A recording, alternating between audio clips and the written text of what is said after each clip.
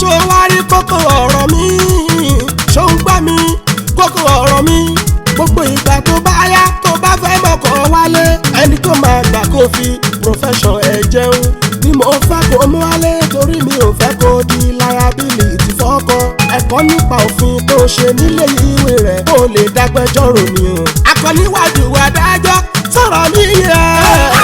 amòfin ni bàbá Haji Kabiru Alayande area Salatu di innovator wa amòfin lọ́mọ ẹ̀ náà alájà mi náà ti bá balọ̀lá ọmọ táyé bí ọmọ amòfin máa gbọ́n tí bàbá ẹ̀ ń sọ orí ọ̀kẹ́rẹ́ kókó láwo bá wí fún ọmọ ẹni àgbọ̀.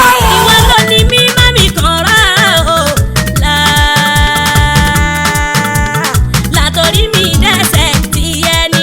ọmọ táyà bàbí ẹ̀yà ló yẹ kọjọ wọn ní kí lọ́ọ̀yà táyé bí ọmọ amòfin ọmọ kọ wálé àfẹsọ́nà tó mú wálé rẹ̀ ẹ́ o àfa ọmọ àfa Haji Muhammad Kọ́sìm Ọ̀nàọ́lá òbẹ́ ọ̀rẹ́ Muhammad Saheed Ọlásùnkànmí àwọn tí kò tó. inú bá ṣe é ṣì wò fàyè mi ò bá ṣí tèmi wò kó lè rí torí inú funfun ọkàn funfun ni mo fi ń bá ẹ lò àmì náà. láti bẹ̀rẹ̀ pẹpẹ lérí àsálàtú amòfin ti yarí o olóhùn òfòmọ fàáfà. níwọ̀n ìgbà tí mo bá wà láyé láàyè o ìyá kọ́kọ́ ò lè já mọ́ tèmi lójú mi nítorí pé ojúkan ẹ̀ pa ni o. Haji Komarudin Ọdúnlami Ayélóyún àfa bàbá ọkọ ń bẹ̀bẹ̀ ó ní ẹ̀tọ́rí ọlọ́run ẹ̀ fàáfà láyà. fẹ́ni fún wa lọ́mọ fi ṣaya fẹ́ni fún wa lọ́mọ fi ṣaya ọba olúwa yóò ṣàdìpínlẹ̀ ẹ̀sán fẹ́ni fún wa lọ́mọ fi ṣaya. Táyébí Daya Kọ́sìm Kéwúyẹmí tán èrè àsálàtú rí ọmọ rẹ̀ Táyébí lẹ́yìn ìgbéyàwó ló bá yarí o. ẹgbà mi o àmínà mi ṣe wọlé yìí o ẹgbà mi àmínà mi ṣe wọlé yìí o wo bó ṣe rí iṣẹ́ amòfin tí mo fi lé ẹ lọ́wọ́ o lọ́wọ́ fi ń tawọ́ rọ́bò níwájú ilé ibi tá a bọ̀rọ̀ dé yìí ó tiẹ̀ ti dá àmínà lọ́kẹ̀rù ẹ̀ o.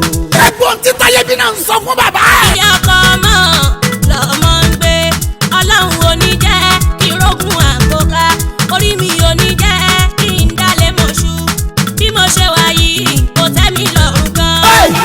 ọ̀rọ̀ yìí ò ní lè wọ̀. gẹ́gẹ́dẹ́ gbiná bọ̀. bí kúnlọ́lọ́ kó bí pàkúté ni. ẹ ti mọ̀ pé amòfin ò ní gbà. gbogbo òfin ló máa fi kó gbogbo wọn déwájú adájọ́.